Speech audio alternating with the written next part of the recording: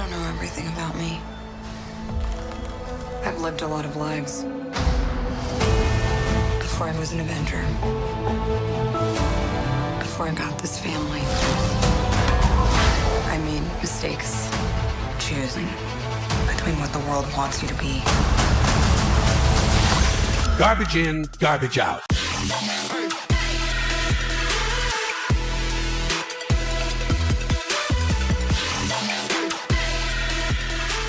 Hello, hello, all you gigalos. Welcome to Garbage In, Garbage Out. I'm your host, Kelton, and surprisingly not joining me this week is my co-host, Grift. Instead, I'm joined by special MCU correspondent, Ruby. Ruby, how is it going, madam? Hi, it's going great.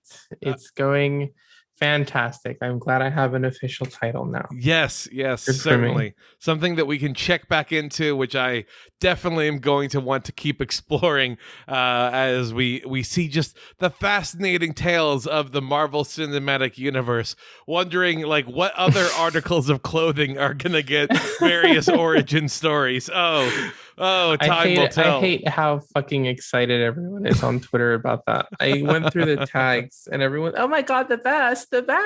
Fuck off. It's something that's important, though. Obviously, this week we are talking about Marvel's Black Widow movie. And so for those of you who are unaware, although I'm not sure anyone really is unaware of a Marvel movie these days, this movie is set between Captain America and Avengers Infinity War, and we get to see Black Widow, Natasha Romanoff, confront various darker parts of her past, and there's of course a conspiracy wrapped up in all of it, and so she has to deal with her history both as a spy and then all of the broken relationships she has had in her past that existed before she became an Avenger.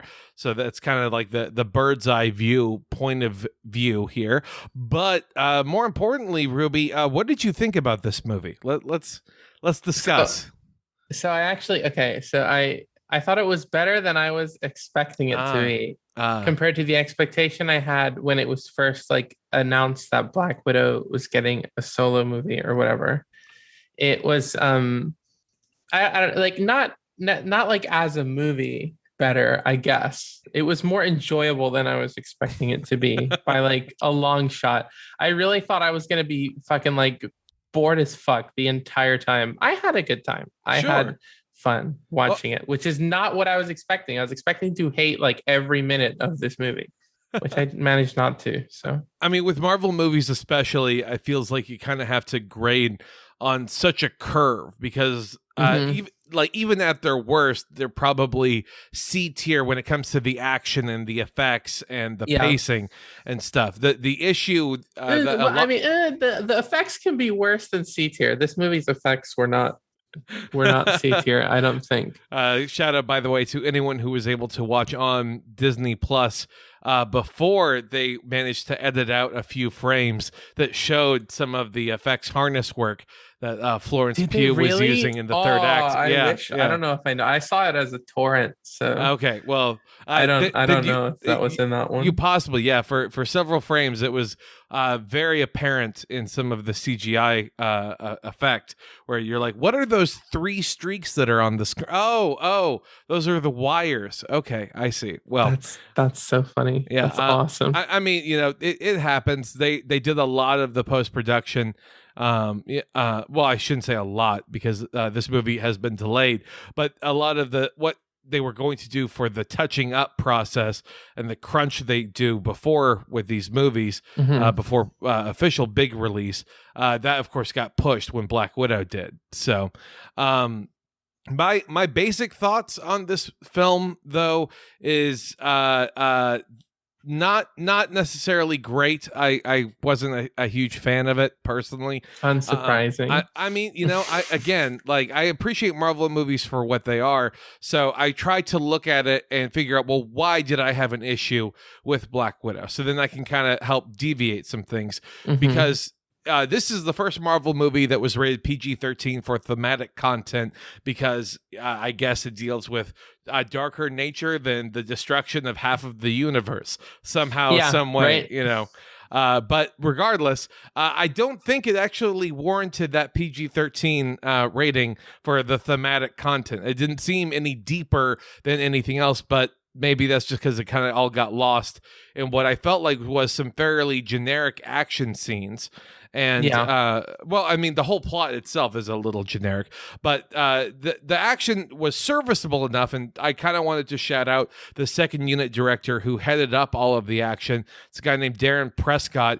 And if you're wondering, oh, well, why is the second unit director important? Well, it's because the actual director of this movie, I'm blanking on her name because I'm a misogynist, but she had done several like very small indie thriller things. And so what Marvel does is that they let that person do a lot of the storyboarding and a lot of kind of the plot punching up. But in terms of the actual action set pieces, they have several hired guns. And so the action in this movie was directed by a second unit director named Darren Prescott, who did Captain America Civil War, Black Panther, and then also John Wick 1, 2, and 3. He was the second unit action director on all of those movies, which is why it feels like this is incredibly serviceable.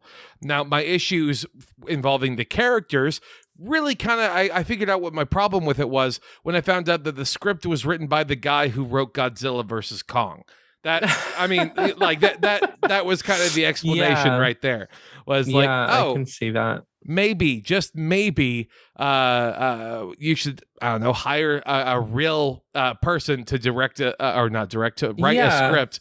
Because like in the case of Godzilla versus Kong, that's good that you don't need to give a shit about characters, really. Exactly. That's kind of appropriate for that movie. This is the opposite. Precisely. This is a movie that's supposed to be about character development because you're taking a character that's already dead, that has no future in the universe, and giving her some backstory and some new characters in her circle or whatever. It should be exclusively about character development and, you know, sowing seeds for future stuff. But yeah, mainly about character development. And instead they go with someone now famous for not writing characters. No, he doesn't need to. I mean, if anything, that movie is most famous for obviously, you know, like Monkey and all those memes that were circulating. Yeah. But more importantly, everyone hated all of the characters in that movie. Yeah. Everyone was they were why? fucking awful. Yeah. They were a complete waste of time. I wanted to see Monkey fight Lizard. That's all I wanted. And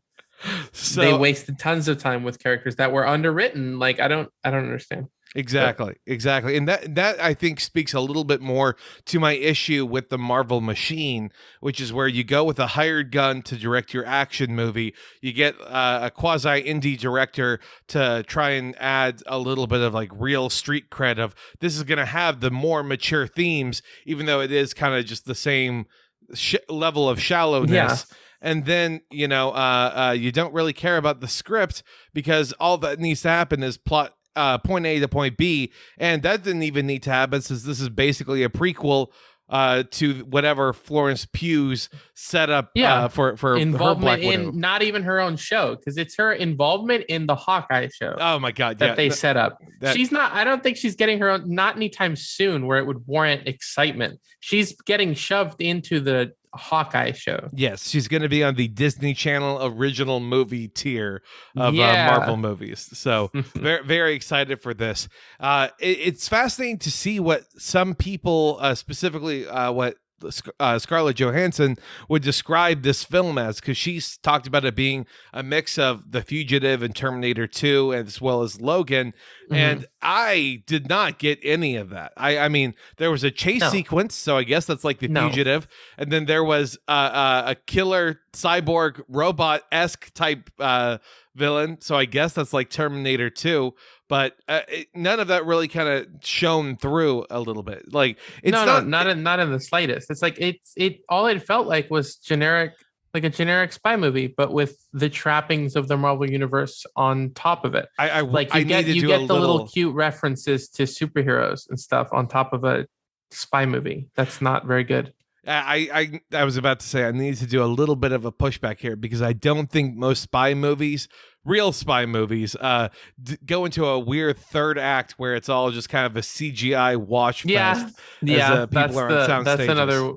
Yeah. When you mentioned, like, Marvel trappings, right, of the universe involve the lore stuff, but really it's not a Marvel movie without a third act CGI fest. So there was no sky beam, so that's progress. At least it was still in the sky, though. It was sky based, a sky based CGI finale, but no sky beam, thankfully, just a sky base. And when I'm trying to think about it, even on the curve of Marvel movies, like I wouldn't say that this is like the worst MCU movie. No, it's not Thor 2 or Thor 1.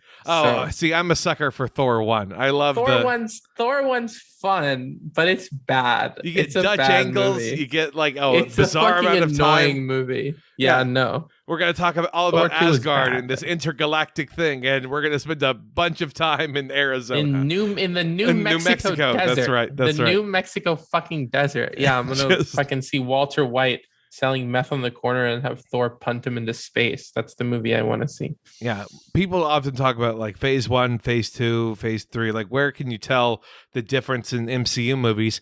And the answer is once Georgia started giving the MCU major tax breaks to film there, that's where like, suddenly everything. I can't stop thinking about Kevin Feige commenting on the Shang-Chi or on the Eternals shit. And he's like, I'm so impressed with the on-site locations. Like, wow, who would have thought that pointing a camera at fucking nature would look better than a fucking soundstage mountain? Give me a fucking break, dude. That's some of the worst shit in this movie in terms of effects is the soundstage backgrounds. Oh, yeah. Like all the natural environments look like dog shit. Yep. The ending after they crash the sky base and shit, and they're sitting there doing like the last little bit when S.H.I.E.L.D. comes to pick her up and all that shit. The entire background looks like such dog shit. It looks so bad. It's so distracting. And it is interesting that you mentioned sound stages, because the other element of the cinematography that I want to hit on was that a lot of the rest of the camera crew all came from the Agent Carter TV show that existed, and a couple of other like MCU movies like WandaVision and stuff. And so I know they talk about how, well, in the MCU, all the TV shows, they feel like movies or whatever, the line that they try and give people.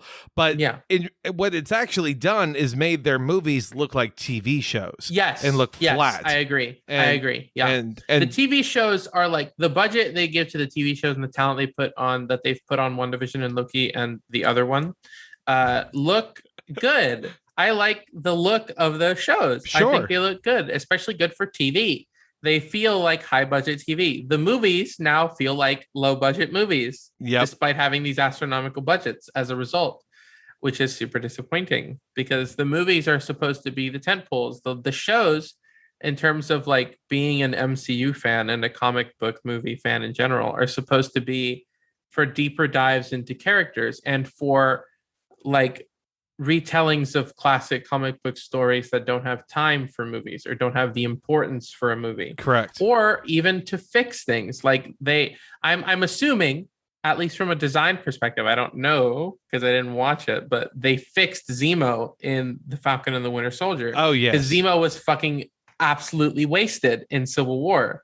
So that's another thing they can do with the shows is fix characters and redo things that they did in the movies, in a different aspect. But the movie's tentpole nature, that being the big moments or whatever, is kind of wasted. When I heard that they were starting the shows and Infinity Saga was coming to an end, I was kind of looking forward to it being treated like they do comic crossovers. Every hero has their own book, and then there's a comic crossover book where all the individual hero comics get like 10 issues of tie-in, and then there's one main title event comic that brings them all together. It's kind of what I was hoping they would do going after the Infinity stuff, is use the movies as reasons to pull the characters together. That can't happen though. Again, it's a machine. They're not going to stop or change the formula until things stop making them money. I mean, frankly, that the Marvel comics are also a machine, and they work like the Civil War II comic that came out a few years ago is like that. They literally just machinified the process, or all their crossovers. I said that stuff because that's just how crossovers work. It's a machine. Everybody running their books is like, hey, Spider-Man team, Daredevil team, everybody's team. We're doing a crossover. You have to put 5 issues into it. Here's the basic plot. Talk to each other, have fun. And they have to fucking shit out 5 issues to get their characters involved in the crossover. And then they all have to put a stop to whatever creative shit they're doing to fit this crossover. Yep. Because something like with the magnitude of like a Civil War event has to supersede whatever shit's going on in the superhero's main book or whatever. Precisely. And it's a machine putting its foot on the little guy and stopping any kind of creative exploration for the sake of a big money-making draw, which is what events usually are. And especially now, because they're sorry, I keep interrupting. They literally keep rehashing events. They made a second Civil War called Civil War II, and they also made a second Secret War. Those were their 2 most popular fucking events ever. And they did a Civil War II in like 2018 and a Secret War II in like 2015. And the Secret War II was only to save the best characters from their dying spinoffs. The Ultimate Universe was dying. Nobody was reading it because it sucks ass. But everybody likes Miles Morales. So they were like, oh, we have to give an in-universe reason for him to not disappear. So they did. Exactly. It's all crap. Hey, sorry. No. This is why I'm the comic book person. Hey, I can talk about it for hours. And that's what I appreciate most, because then when you're saying about how you love Black Widow because it's the best movie in the world, I didn't say that. I didn't say that. It redefines the feminist pop genre, I believe. Nope. I am a misogynist. I hate feminism. I don't want anything to do with that kind of thing. I refuse to have that placed on me. I hate women and I hate this movie. Yeah, I just I don't know. So, to touch on one of the things that you were mentioning about the crossover, especially like how Miles Morales was getting cherry picked out. It seems like that was also really happening in this movie, and several times. Mm-hmm. Obviously, with Florence Pugh and her version of Black Widow, but also it seemed like, okay, well, surrogate dad and surrogate mom are going to become new like side characters that will pop up here and there, because why not? Yeah, I mean, the entire end of the movie was just set up, like they had, it kind of makes sense because they had to get something out of this because she's dead. So they can't use any of this with Scarlett Johansson anymore. They had to pump something out of this movie that they could spin off into stuff, which is the entire setup of the third act. And we'll get to it. In fact, we can kind of start moving towards like the plot rundown here.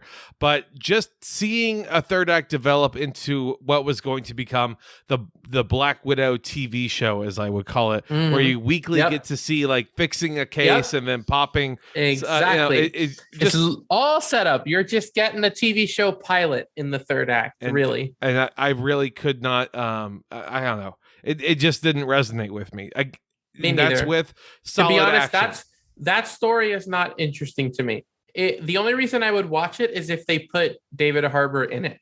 They're going if it's just Florence Pugh, like occasionally working with them to save the other widows, that's one thing. Mm-hmm. But if they're like all teaming up and she's like going out to every episode with him, I'll watch it because he's so good. And that's how they get you. They'll market he's test. He's good. I'm sorry. He's the MVP of this movie. The stupid Soviet superhero is the best character in this movie. Exactly. So let's talk about the movie. Let's do a little bit of a rundown here, because we start off in 1995 with Black Widow just doing a blatant ripoff of The Americans. The Americans, basically. Yep. Just the fucking, not even trying, literally just The Americans. It's great. And you get to see a very young Black Widow and her younger sister, as well as fake mom and fake dad. They're all posing as a normal family in Ohio. They're running a mission to try and steal some S.H.I.E.L.D. intel, and then they complete the mission, so then they immediately bail on everything. There's a high-speed chase involving them taking off in a plane, and you're like, oh man, I hope that they get away, I guess. And I felt very conflicted about that. And then there is like the very casual reveal that David Harbour is a superhero in this. He's a Russian super soldier serum guy, which now The only one, the only Soviet superhero, much like Captain America is the only American one. They only managed to get it to work once for whatever reason. Definitely.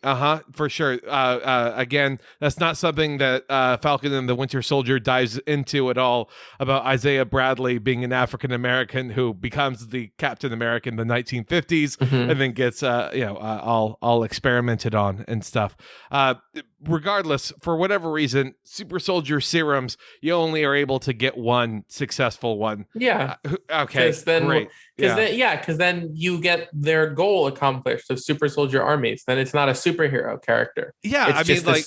What would it has be to be like? a one and done thing. Yeah. The only time you get more is if the enemy gets one. That's it. Otherwise, it's kind of pointless in terms of superhero storytelling. You can't have a bunch of them, which is also why they fucking got rid of all the Winter Soldiers. I was about to say. That whole arc happened where they killed off all the other Winter Soldiers was because there can only be one. Otherwise, he's not a fucking superhero. They walked into the spin-off factory. Like, all these widows exist now, but they're not really widows. That's why none of them got any character development. They're just like, whatever. Yeah. Again, Scarlett Johansson was special because none of them understood how she broke conditioning or whatever. Sure. I mean, it is also interesting that she's like, I call myself Black Widow, even though Black Widows are like a notorious espionage / terror organization. It would be like if someone Does she call herself Black Widow? Her code name is Black Widow. Yeah, and she goes like her by Avengers code name. Yeah. So, okay. Because like superhero names are fucking weird in the MCU. They want to be like realistic as much as they can. So the superheroes never do that shit. The news names them, or like nobody ever says their name. Captain America was a propaganda piece, so that's easy. Tony Stark loved being a superhero, so that was easy. But pretty much everyone else, fucking Spider-Man was the Spider Guy, Spider Boy on YouTube. Nobody named him Spider-Man. Yeah, that kind of shit does, like, I get what they're trying to go for, but I feel like that kind of robs agency of the characters. The fact that none of them name themselves. It also, in this case, would be like if someone were to be like, oh, it's Superman, Batman, and ISIS Man. Oh, no. Yeah. It turns out there's an organization named ISIS that they're terrorists. Fuck. You do not, under any circumstances, gotta hand it to them. Yeah, it just seems real bad. But regardless, also, just shout out to David Harbour. If you need a guy to play mid 80s to early 90s father figure to a troubled teenage girl, he's bam. So good at it. I love it. I love him in this movie. He's Major DILF vibes, I think, as the kids would say. For sure. So they complete their mission. They rendezvous with their boss. Well, I challenge anyone who's watched this movie. What's the name of their boss? Tell me the name other than Russian Ray Winston. Can I do it? The special it's Dreykov. I'm glad our special MCU correspondent will know. The people at home who didn't know, that's exactly my point for this villain. Incredibly underwritten. We don't really know. We don't really care. I think we get like 3 minutes with him, maybe. He was literally written off in a line of dialogue before. They talk about him getting killed. Oh, this guy started the Black Widow program. Wow, that's intense. Tell us about him. No, he's dead. I killed him. And then in this movie, they're like, oh, he's not dead. Okay, are you going to tell us about him? No. Well, we're going to tell you that he has a daughter. Yeah. And that's it. Yeah. But I'm sorry, I just can't skip over the fact that the two girls are then given to to Dreykov to get through the training program for Black Widows, the Red Room, and then we learn through just a painful slow piano cover of Smells Like Teen Spirit. God. They put a fucking Nirvana cover in this fucking movie. What the fuck was the most ridiculous fucking thing I've ever fucking seen. I could not believe what I was watching. Still a good movie in your opinion. Like at this point you're like, all right, I'm still ride or die. It's not good. It's just better than I thought it would be. And some of it is good. Not the fucking Nirvana cover though. I mean, I was fucking getting like insane. A major like human trafficker almost vibe from Dreykov, and I figure that maybe if it wasn't the Godzilla versus Kong guy, I would have assumed that there was like a earlier draft where he was just a human trafficker and didn't have all these like spy assassin ladies, because that would be a little bit because he's been set up as the Red Room guy for a long time. Sure. The Budapest mission that in the history of the MCU, Hawkeye and Black Widow, their little friendship, they constantly reference the Budapest mission, which in this movie is revealed to be the one where Black Widow tries to kill him. Yeah, and they mention him by name as being the Red Room guy in earlier movies. So he's always been the spy guy, the little girl spy guy. Absolutely. I just find it very suspicious that all of his female assassins are roughly between the ages of 24 No, and it is 30. very suspicious. Yeah, it's very... I mean, it feels like, okay, some guy started trafficking little girls, and then a big scary Soviet guy was like, hey, can you turn them into assassins? And he's like, why not? I'm already fucking them. Yeah, maybe like one out of 30. Is that okay? It's like, yeah, sure, that'll work.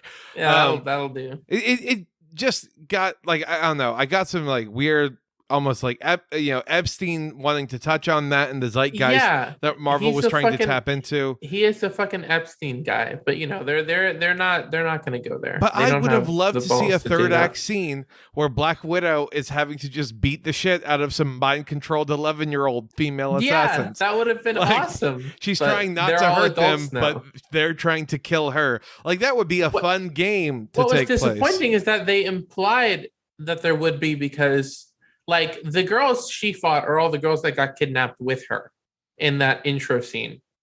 You can tell because I noticed they focused specifically on the like two black girls in the group when they were getting kidnapped, and they did the same thing to the adults. And like they're all the same age, they're the same girls. But then throughout like the movie, there's multiple points where they're like asking, oh, is there more girls? How many more girls has he taken? This, that, and he says, he's like, I'm picking up girls all the time. I'm turning them into little super soldiers all the time. So it's like there should have been a bunch of little 11-year-olds running around in that sky base trying to kick their ass. But there probably were. We didn't see them, meaning they probably crashed when they shot down the sky base. They're all dead. Yeah. They killed a bunch of little girls.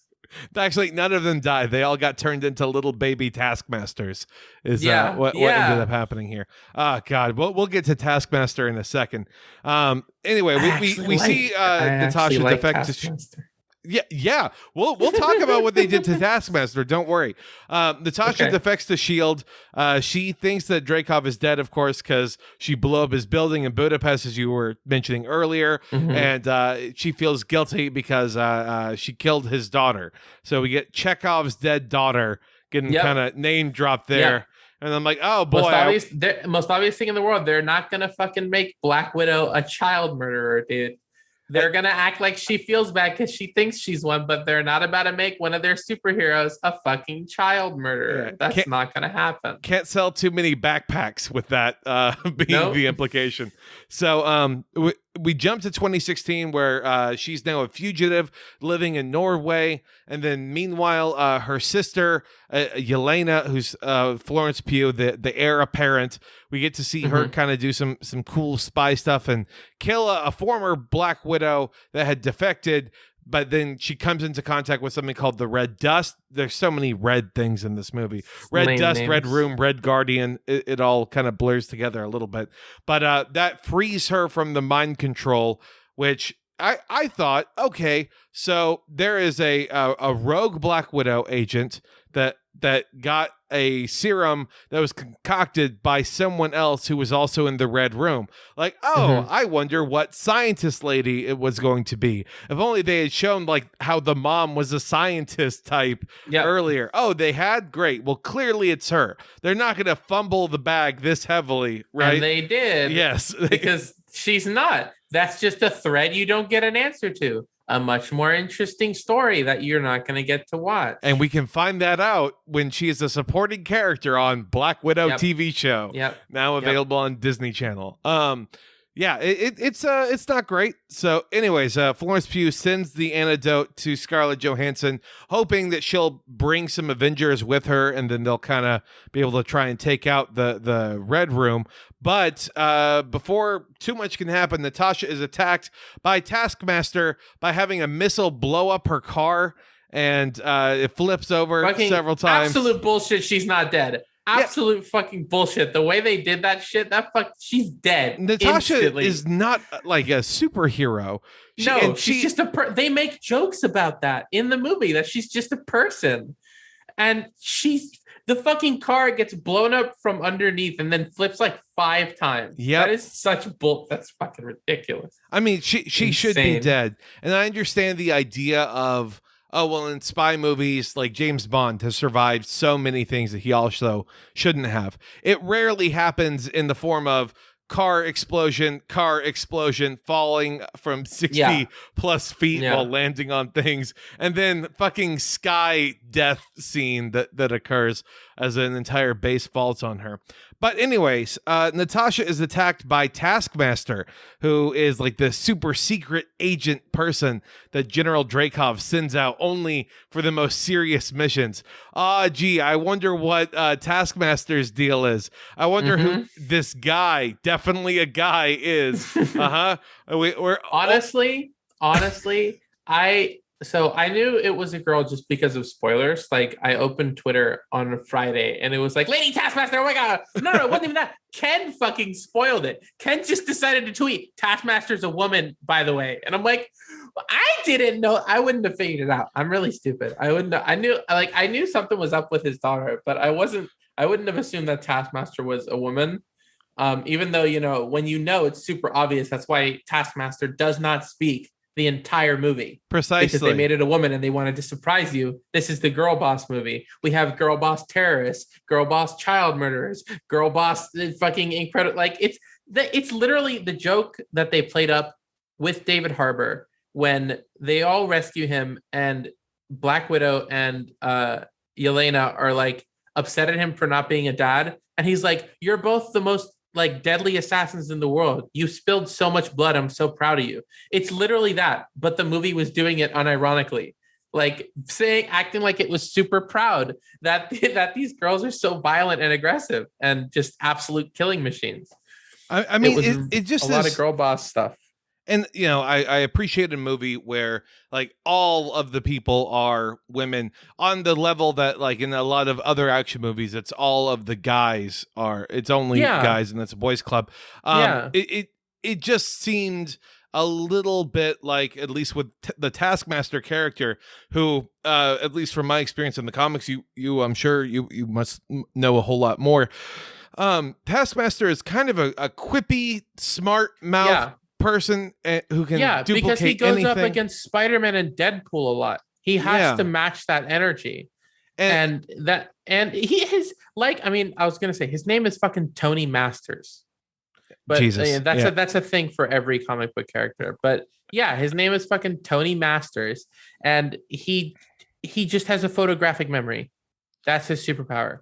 Literally a photographic memory. That's it. But like a super good one, I guess. It is interesting that you mentioned Deadpool, because I feel like this is less the 2015 Deadpool and more like the X-Men Origins Wolverine version of Deadpool. I saw that joke a lot. I saw that joke a lot. People drew a lot of cute little chibi Deadpools cheering up cute little chibi Taskmasters with right next to pictures of X-Men Origins Deadpool. It was pretty funny. I get that. I do. And the way they set it up, they can easily recast Taskmaster. Oh, of course. Anytime they want, because Taskmaster does what he does in this, or what she does in this movie, not from her photographic memory. She does it because she has a chip in her brain and a super techie helmet that analyzes fight moves for her. At best, she's able to process information quickly, which is not really a unique character trait. No, so they can give this to any character they want. So Taskmaster can come back and be rejuvenated and fixed in a show. Like I said, Taskmaster will come back in the Black Widow show and be better. For shitty Black Widow to team up with shitty Taskmaster, and then they become like a real quipster group. Just a lot of them, They can talk about how superhero poses are bullshit. Because I liked her. I liked her personality. I enjoyed her too. I thought it was. I definitely prefer it to fucking ScarJo's Black Widow in every other movie. The only time she felt like a real person was in Endgame and in this. Every other movie, she sucked, being like the hardcore, cold killer character. It sucked. I like Yelena as Black Widow and her being like, it's fucking quippy and annoying. Every fucking character in Marvel. That's I personally, I have a big reason to hate. I hate quippiness in these movies personally, specifically because my favorite character, he is one of the, like, Spider-Man is known for being quippy. That is his thing.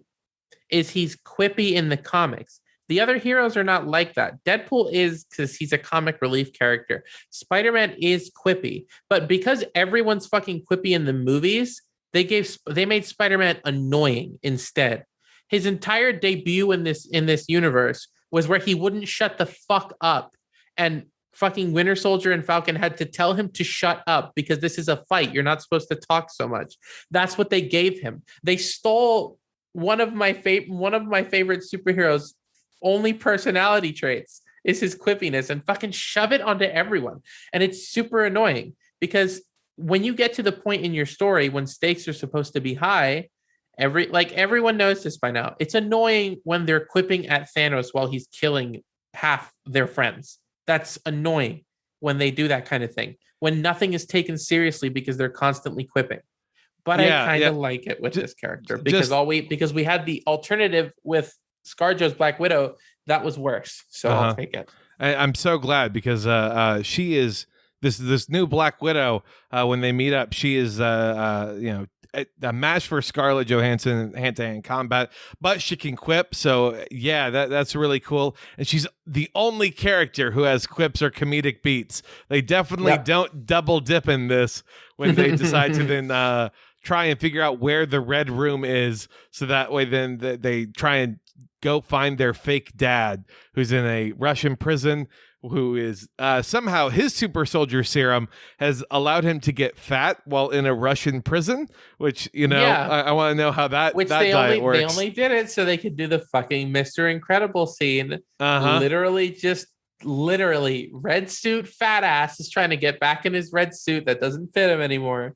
It's so bad. I hate it. You hate it. It's almost like it takes you out of it because it's like, why the fuck is it because it's a Soviet super serums like whatever? They're not as good as the American ones, so it lets you Ruby, get fat. come on. He has Karl Marx hand knuckle tattoos. Awesome. That was so good. That wasn't done to make him look cool. That was done to make him look ridiculous. I know, to make him look like an idiot. Because he as a character still believes in the ideals of the Soviet Union and he's treated as an idiot for it.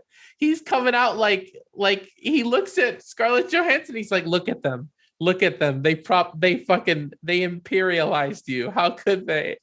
And he's treated as a joke for it, which is, obviously done on purpose, but it's annoying. Why's he got to be a fat guy? Just let him be ripped still. Yeah. I would have loved to see David Harbour do the normal actor to ripped freak for Marvel. Are we ready? Do we honestly want to see that at some point? Just I want to see him David Harbour shredded. Yeah. I honestly, I saw somebody mention, like, for lore reasons that they should have released this movie when it was set after Civil War, which I agree with because then it would have had more weight. But then I feel like they also would have had the chance to finally have him fight Captain America. Now I'm gonna be really upset if at some point in the future they don't let David Harbour fight Falcon as Captain America. That's for sure happening. Also, like, people need to chill when talking about how, like, Black Widow should have gotten a movie before. Number one, like, obviously, yes, she should have. But number two, like, she had a structural contract agreement that then neither side wanted to really budge on. And so that there is that larger factor. I'm not going to defend Disney whatsoever, but I think we all need to consider that maybe, just maybe, Scarlett Johansson wanted to try out other movies instead of another Marvel thing, but this time, really cool or whatever, Yeah. I made the point that, like, in the notes, where is it? It's like, I thought it was weird because, like, when they first announced it, it was implied, we're going to give a female superhero her chance to shine today. You're going to see it. And then they fucking sucks for you. Captain Marvel did it first. And then not only did they, like, kind of steal the female superhero moment from Scarlett Johansson, but then they killed her off in Endgame before the big female, like, stage show at the end when all the A-Team members, like, group up and they take their little photo op of the women and then they run off and help Superman when they didn't need to help her. But, like, they killed her off, so she couldn't even be a part of that. That's fucked up. You might even say the Black Widow's not like the other girls. just a real special one there.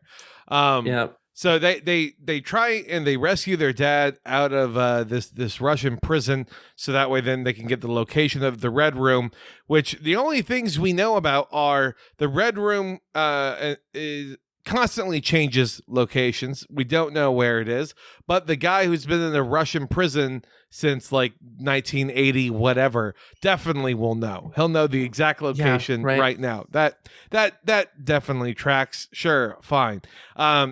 Obviously the dad doesn't know, so they go and they see their fake mom who's running like a pig torture farm, I think is the best way to. That was fucking weird. I mean, yeah, it's because I didn't get what the fuck was going on until they like revealed that she's the one doing the mind control on the girls. Yeah, what did she think that was going to be? What the? Yeah, that too. I mean, none of them noticed until she showed them the little tablet. No, but like how does she know that this is not being used? Like, oh, I wonder what you're using this mind control thing for. General who is known for heading up the Red Room program. Yeah, God, I wonder who you could be using. And the fact that like the limited imagination of, well, I'm obviously going to get a whole bunch of tiny little female spies, and that's what I'm going to do instead of, I don't know, Manchurian candidating everything. Anything, which is insane. Like, I mean, they imply that they've done as much. Kind of, but they don't want to touch on their Hydra stuff. Like, he says he can fucking flip a switch and like collapse economies, which implies that there are some of his widows in like political positions and stuff. But I mean, we're not going to see any, like, again, more interesting stories. I would love to see what happens if they trigger a fucking war somewhere. You know, Black Widow. But they're not gonna. As you can see from my TV and my Skybase, I have 8 different episodes of a limited series available. Every single episode, Yelena's going to pull up and like blast the Widow's finger off as she's about to press the button to end the world in every episode. And then gas her, and then they'll be like, oh, wow, that was close. I almost ended the world. Yeah, capitalism prevails. Let's go on. And they'll just march on to the next one. The evil Black Widow was about to redistribute the wealth in Venezuela, but thankfully Florence Pugh was able to go in and convince her not to get rid of those oil reserves. Yeah, we all win. It just seemed like this movie was very much painted into the box of, it can't be anything that would change the MCU forever. It can't be anything that would change the timeline. You can't kill Black Widow, so there aren't stakes really. And also, like, we've done the Winter Soldier program, we've done all of the Hydra elements, so you can't really return to those beats when Hydra was kind of the stand-in for the Russian government in the a lot of the comics and stuff. That's something that fucking annoys me in media in general and in Marvel, is that they're like pussies. The American government's crimes are committed by Hydra. The Nazis don't exist. They're Hydra now. They're not loyal to the Nazi ideals. They're just bad. The fucking Soviets, this guy, no, he's not a Soviet. He's just a dude who runs the Red Room. Fucking don't ask how he got it set up. Don't worry about it. I mean, he is a Soviet. He was a general. But like in the beginning scene when they're running from the cops, that's S.H.I.E.L.D. chasing them still. Yeah. That's not even like, they're not even like Soviet spies stealing stuff for the Soviets. They're fucking stealing shit from S.H.I.E.L.D., which is also the stand-in for the CIA. It's stupid. Absolutely. It's very cowardly. It's very annoying. But I'm so glad that you view this as the best of the Phase 4 movies. It's very what other nice. movies are even in fucking Phase 4? I don't know. That's exactly. You forget all of the other ones. Well, this is the first one. This is the first, because they shoved the second Spider-Man into Phase 3 still as like an epilogue. And then they were like, Phase 4 is canceled for a year, and that's it. They've only put out the shows. So this is technically the first movie of this. So you're saying technically this is the best movie of Phase 4? Yeah, man, technically. Oh God. Doubling down on that. We'll have to revisit whenever Shang-Chi comes out. So we'll see what ends up happening. Meanwhile, they are able to, I'm not going to get into like the bizarre spy shit that they steal all of the plot points from the Winter Soldier on with the fake faces and pulling it off. But that fake face shit, they haven't even used that since Winter Soldier. Yeah. She used that to get into somewhere and they're like, oh, this seems extremely useful. We're never going to use it again. Nope. Until right now. Or like how, for example, they could use that instead of their regular faces whenever they're having to do like public addresses and things, be like fake people. Whatever, it's fine. It ultimately doesn't matter because we get to the villain's lair, which is the giant skyship that hides in the clouds, I guess. I remember I noticed it as it happened that my brain was trying to come up with something to suspend my disbelief. And I was like, oh, this thing probably produces a cloud to constantly surround it. Because if the clouds moved, everyone's going to fucking see it. It's huge. Sure. So it's probably constantly making clouds around itself. That's why nobody sees it for some reason. Nobody's found it for forever, but a satellite has never seen it. Satellite it's has fine. Never seen it. It's never popped up Satellite on any has sort never of passed over this section of the map before. A weather pattern, for example, hasn't popped it up in any way. Or how about how any planes are flying into it or out of it, or how a Soviet era general is able to again come up with mind control and also a city-sized sky plane and is like, I'm going to make an army of killer ballerinas. That's going to be my thing instead. Fucking so weird. It doesn't compel me as a villain. I didn't spend any time with the villain, and the villain seemed stupid from the get-go. Super lame.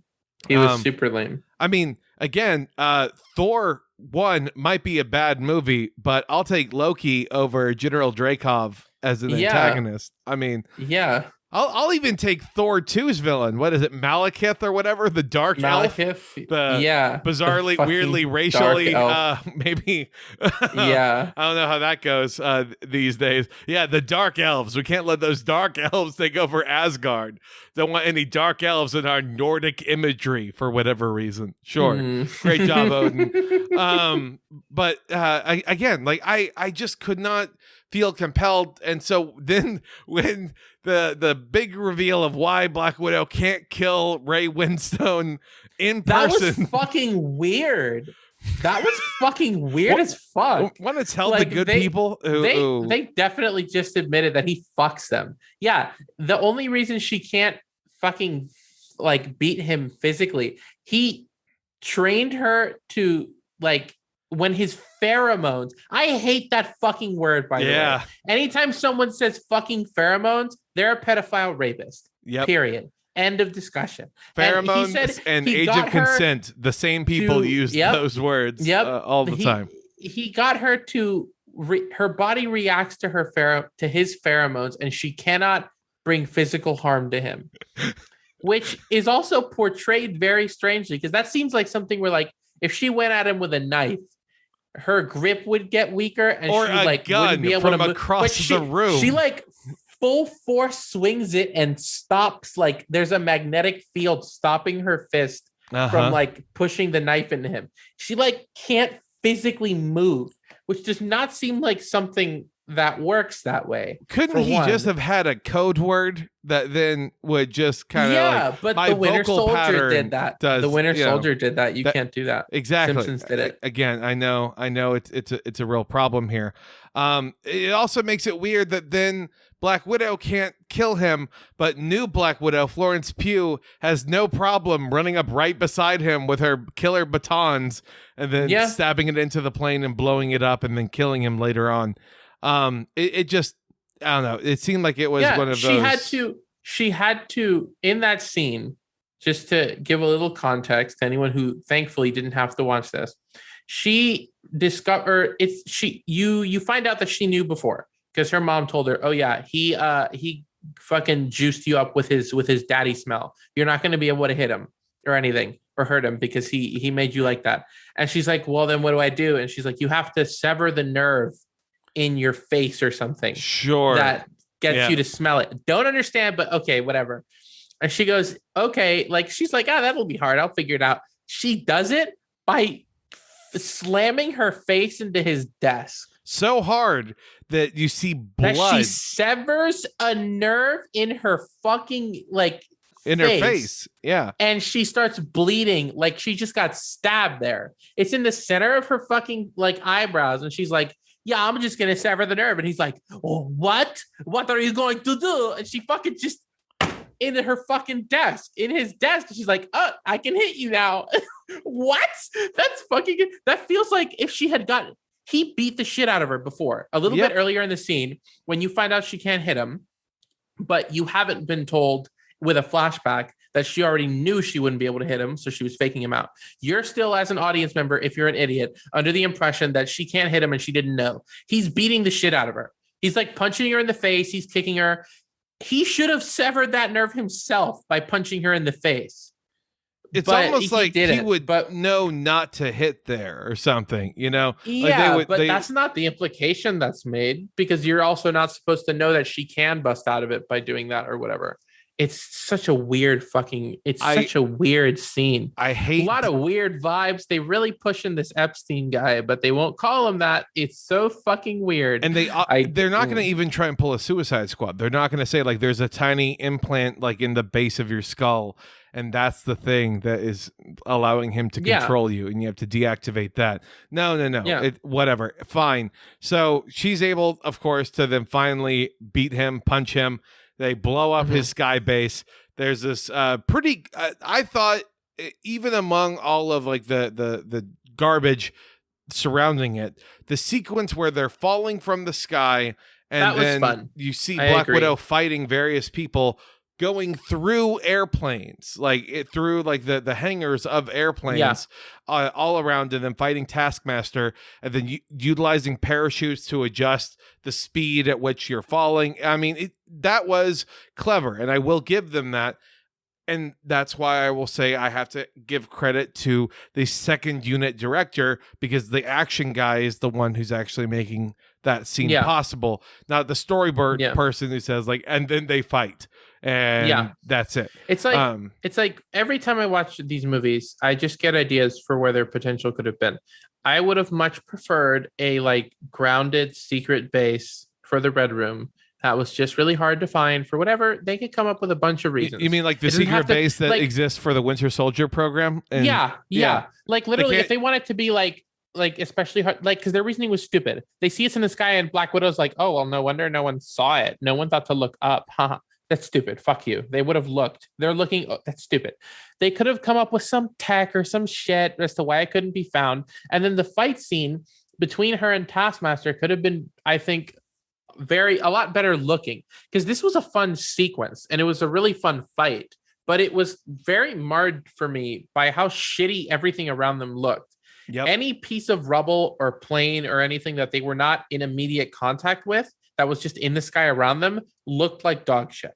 Mm-hmm. You wouldn't have had to use all that CGI if you had them fighting in a grounded base underground that's I don't know, maybe it's blowing up and they have to there's a couple sequences of CGI, I don't know, jumping some big collapsing scaffolding or something. I don't know. I felt like they could have gotten the same kind of volcano layer. Just fuck it. Thing. Volcano At layer. At this point, why not? This is just as cheesy as the fucking sky base. Come on. I mean, again, that's all I can hope for in the Black Widow TV show. Because I hope they go to a bunch of secret bases and they fight the sharks with laser beams on their heads and the pit of piranhas and all that shit. I want the Black Widow show to be fucking Austin Powers. Don't give them ideas, please. We say these things and then Disney is like, sure, yeah. Well, with two quippy characters, with fucking David Harbour and Yelena as the characters they could do a fucking Austin Powers-y fucking style spy show.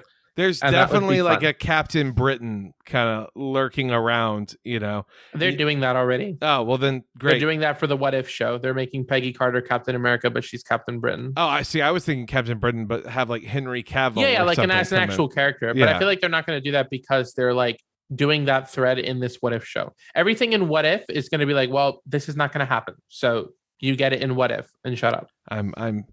Oh dear God. So much.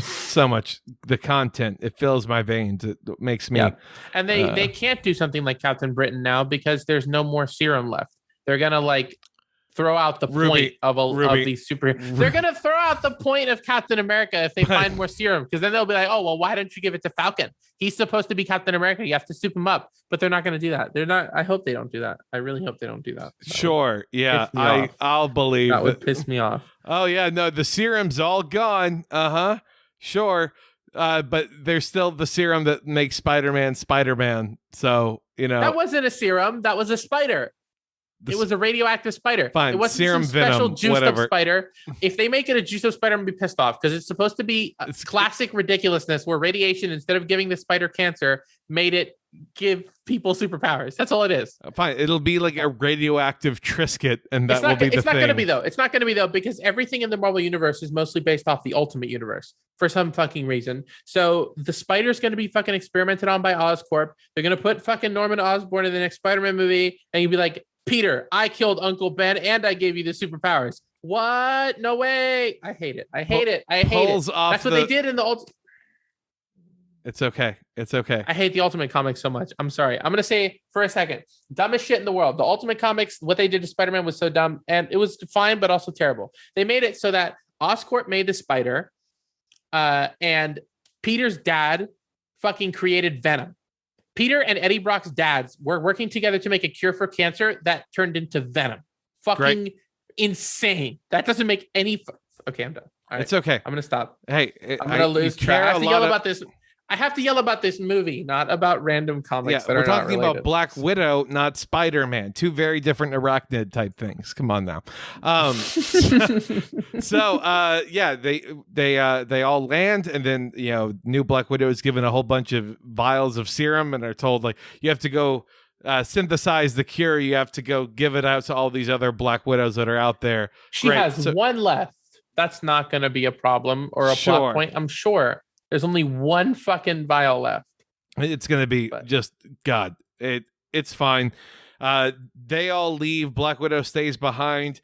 She gets surrounded by SHIELD agents, but then we smash cut to 2 weeks later where she's somehow gotten out of it, and she gets a Quinjet. So then she's going to go rescue all the Avengers.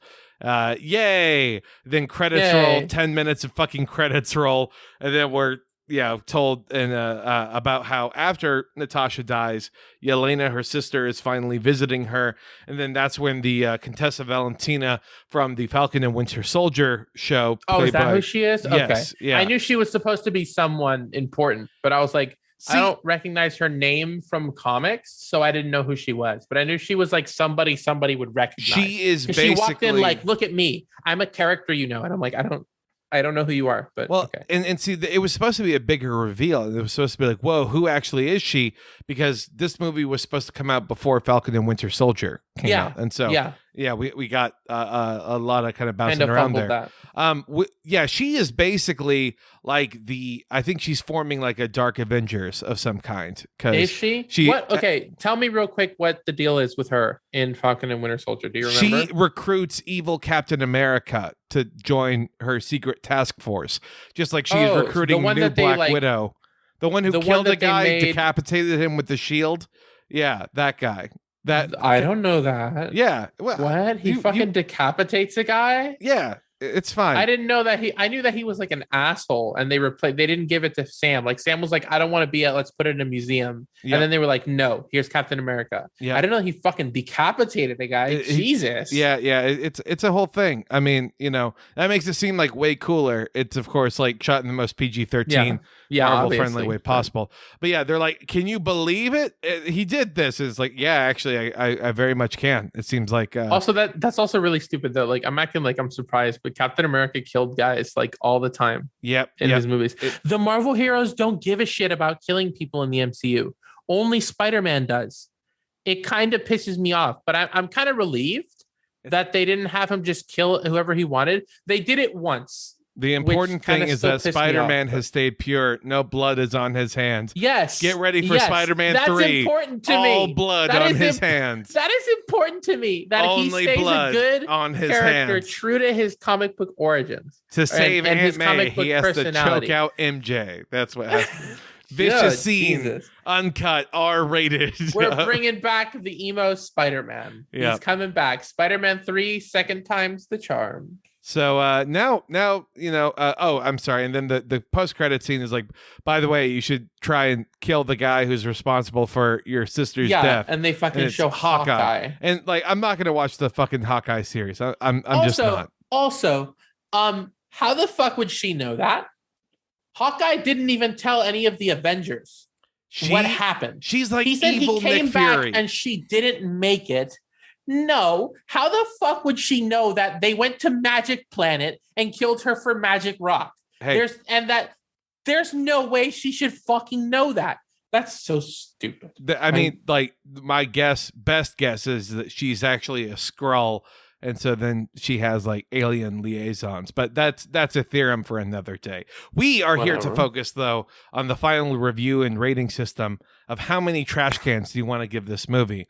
Ruby, where are you at? What are you at? Honestly, like now that we talked about it like at length, I am gonna give it a 3. A 3. The one I don't give it is for the stuff I liked, and it was a 2. I had settled on a 2, but I gave it a 3 because I look at these movies as a fucking idiot. I'm like, yay, colors with this shit. Like I like what they do with it, and it pissed me off how much wasted potential there was and how much stupid shit in terms of like just the MCU canon. There was a lot of stupid shit going on and it pissed me off. So it gets a 3 trash cans from me. I mean, I think that 3 trash cans is definitely appropriate. I would give it that too, because this movie is just the worst kinds of ridiculous. You get like, again, you start off the sad piano cover of Smells Like Teen Spirit, the Jason Bourne knockoff plot, Karl Marx knuckle tattoos,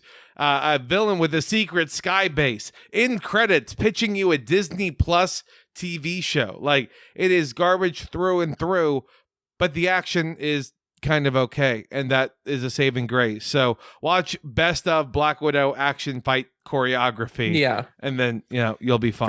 For me, like the good in this movie that saved it from 4 trash cans was I can count them on a hand. It was Red Guardian. Just everything he did was great. The end fight scene, or like kind of any fight scene with Taskmaster, was fun. And then I can wrap that together with Taskmaster herself. I liked Taskmaster in this movie, but I feel like they set up Taskmaster to not be able to be an interesting character. Because now that Taskmaster is free from mind control, she's not going to want to be Taskmaster anymore. She'll be like, that's a tie to my gross pedophile dad. I am now the master of my tasks. I'm the master of my tasks. I am the to-do list now. I've changed my name. Like, she's not going to want to be Taskmaster anymore. Now. Yes. And, oh God, that reminds me of when Doctor Who did that. And then then whoever replaces her as Taskmaster is, because of the fact that they made it so it's not a person's ability, it's the mechanics of the suit and the chip. They're not going to, I feel like they're going to fumble it. And whoever's going to be Taskmaster is going to be another drone who's just really interesting to fight, but not interesting as a person. So that pissed me off. But the fight scenes themselves were fine with Taskmaster. I liked them. They were fun. And like the character work for the family unit of these 4 characters, I thought that was fun. I thought that was good. It's annoying. Black Widow's gone now. I actually liked her like big sister, little sister dynamic with Yelena. That's gone.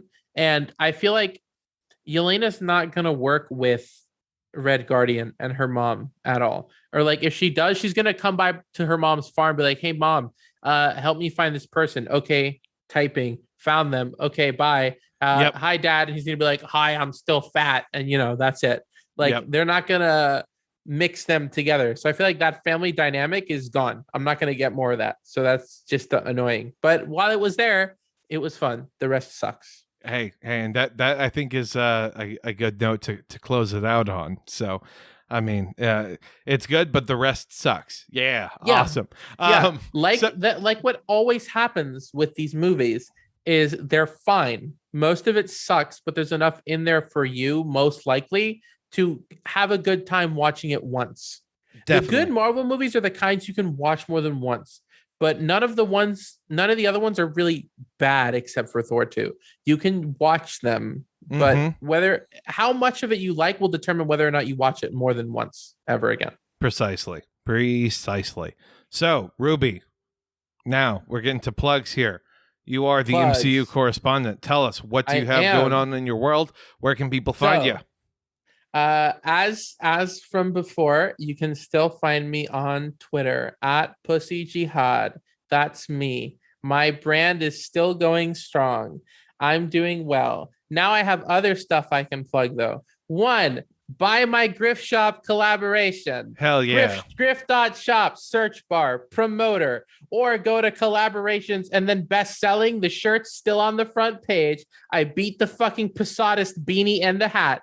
And then the fucking Women L's guy beat me with all his shit. But he'll be gone. So then I'll be back near the top again. Buy my shit. Buy my shirt. Buy my pullover. Buy my hoodie. Fuck you. Third, I have a Twitch channel now, and I'm streaming randomly, mostly after 8 p.m. EST. I'm eventually going to settle on a schedule. You can watch me play the same games over and over again, sometimes be funny, sometimes say things I shouldn't because I forget that I'm live, and then I delete the VOD, which I've already done twice. But that's okay. Don't cancel me if you happen to catch it live. Weekends I go till like 3 a.m. Weekdays I stop at like midnight. Go. It's what the fuck? What? Right. I tried to make my Twitch handle Pussy Jihad. They wouldn't let me. I changed Pussy to PUSI. Still didn't let me because of Jihad. They let me put Pussy Crusade. Like fucking, I didn't put Pussy. They won't let me, but I put Pussy and then Crusade because they're Islamophobes on Twitch. Jesus but Christ. That's what it is. It'll be in my fucking Twitter somewhere. I'm gonna put it in the bio or in the fucking one of the links there somewhere. Those 3 things. Thank you. There's my plugs. Hey, again, professional broadcasting. I really appreciate it. On our side of things, as always, you can follow us on Twitter at Gigo Podcast. You can subscribe to us on Spotify if you aren't doing that already, or iTunes, I guess. If you want, then go ahead and leave us a 5-star review there. Those help, but Spotify is definitely the way of the future.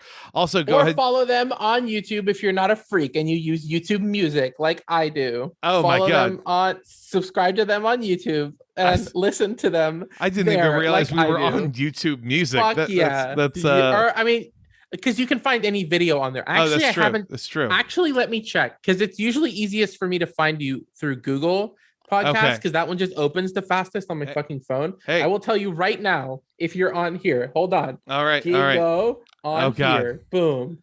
There's just a bunch of. I'll check later. Okay. If they are there, follow them, subscribe to them there. Okay, sorry. Go ahead. No. It is pretty great, but yes, Google Podcast that can be a rising element for us to consider. That though is gonna just about do it. I'm gonna go watch some. I don't know, fucking Paul Greengrass, Jason Bourne movies. Really kind of wash this. And anything to get something good out of this genre. Get it out of your mouth. Exactly. You can watch something good by comparison, like The Amazing Spider-Man 2, right? Yeah. Yes. Just a perfect film. I will defend that movie to the death. Well, that movie everyone, is this fine. has been a great that episode. That movie's fine.